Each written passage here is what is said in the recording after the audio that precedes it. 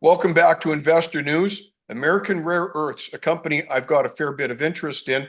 It is the largest rare earth deposit in the United States, possibly in the world, which gives it a very bright future if we can get the metallurgy and the processing right. Joining us today is Mark Wall, CEO. Hi, Mark. Hey, Peter. Great to be here. Did I get the intro correct? Oh, you've just practiced. Well done. You can go home now. We're all done. That's it. So tell us about the deposit at Halleck Creek. It is really big and really old, but I think you've described it well. On a total rare earth oxide basis, there is around 8.6 million tons of total rare earth oxide, making it materially the largest rare earth deposit in the domestic United States, for sure. There are some bigger deposits in other parts of the world. The difference, I would say, is that this deposit is in Wyoming, which means the all-important infrastructure, rail, power, roads, are already there. And Wyoming's a great state for the mining industry, a great state, full stop. Right. And so this project has scale and it has infrastructure. And we all know with mines, infrastructure matters. And this is not a new deposit. This deposit has been known to the mining industry for some time.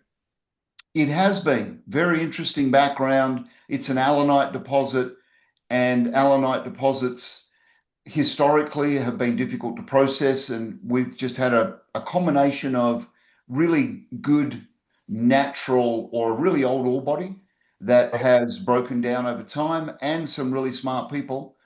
And when you put those two things together, you've got the great outcome on the flow sheet that we've got here.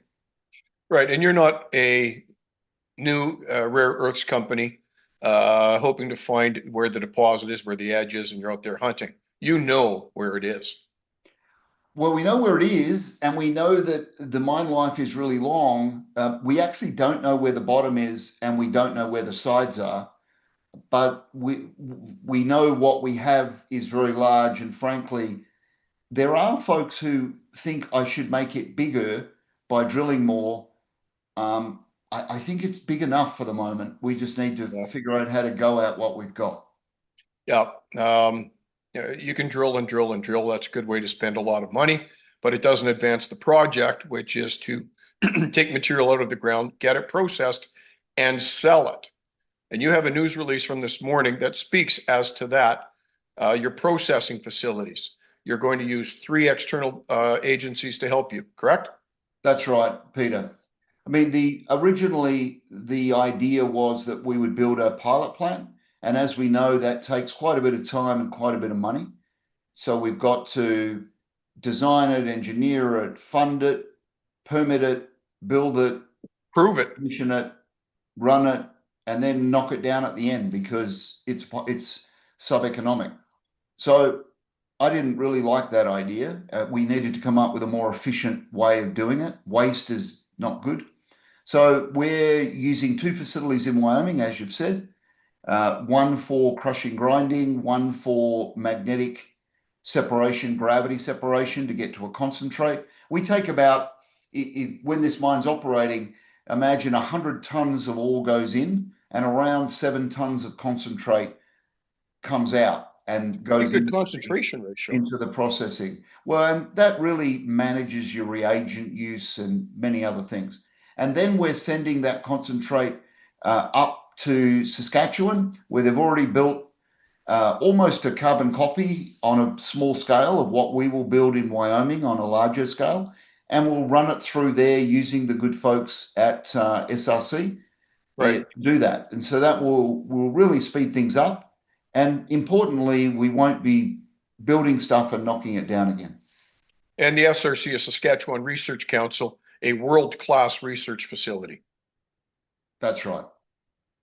And they have proven that they can process rare earth ore, which we've seen them do in the past couple of years. So good pick.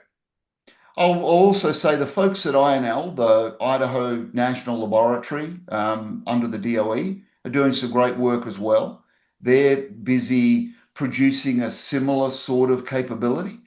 They're just not there yet. and we need to move fast. Speaking of the DOE, have you secured any financing from any arm of the United States government? We have a grant from the state of Wyoming, which has been very helpful. We've had some, we have a non-binding LOI from Exim, but the more broadly through the Department of Energy, the Pentagon, the Department of Commerce. I was in DC a few weeks ago. I'm going back in a couple of weeks.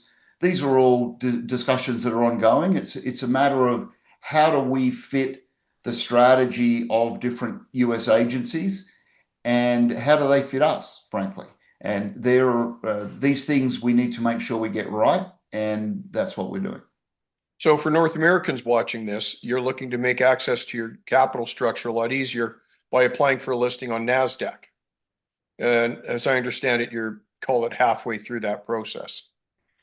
That's right, Peter. I mean, this is a US company. I've been working on my accent. I've been out of Australia for 25 years, but I just can't kick the accent. But the main deposit is in Wyoming, the great state of Wyoming. The second large deposit we have is in Arizona. This is a US based company, US assets, and now with the NASDAQ listing underway, we're in the process of fully Americanizing the company. Right. So the company has a great history, being founded by Jeff Hill, who internationally respected for the work he's done in mining. Um, there have been some board changes recently as you're looking to beef up the board. Right, and Jeff provides ongoing advice to the company, obviously has a prolific background and is very helpful and he challenges some thinking, which is a pretty useful thing to have someone like Jeff available in the background to challenge things as he does. So I really appreciate that. The chairman of the company, a strong governance finance background, and then we have some good US presence, and we're looking as we go towards the NASDAQ. We're doing a compliance listing, so this isn't a wholesale change of the board. It'll be as we're doing with management, where we're continually strengthening pretty aggressively at the moment, and then the board can follow that. So what do we have to look forward to in 2027? Well, I mean, we have firstly in 26, I'm calling the tier two catalysts. What are the catalysts? I get asked a lot.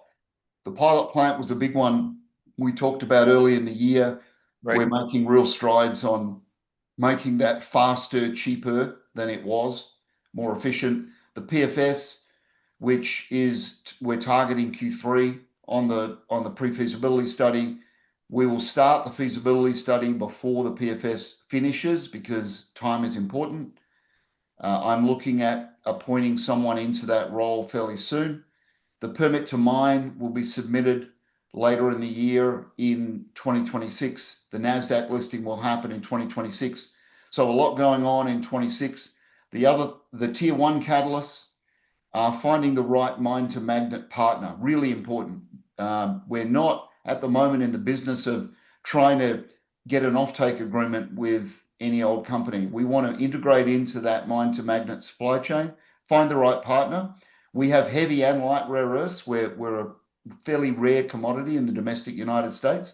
So Right. we need to leverage that. We're also looking at metallization. So we're looking at that midstream initially on the heavies because it's a more discrete part of our process. So the terbium, dysprosium, samarium, very strategically important in the US. We may in the future look at metallization on the lights as well. We've got Tetra Tech, very experienced engineering firm working with us on that. They're working under a DOE grant themselves actually on this metallization process. So that's all happening in the background as well. And that links into who's the right partner and how can we provide more than one step. If we can also provide the midstream or some of the midstream, that's helpful integrating into that mine to magnet. And the last one, not to labor, is financing for construction. So that's really 2027, we need Right. to land that fully.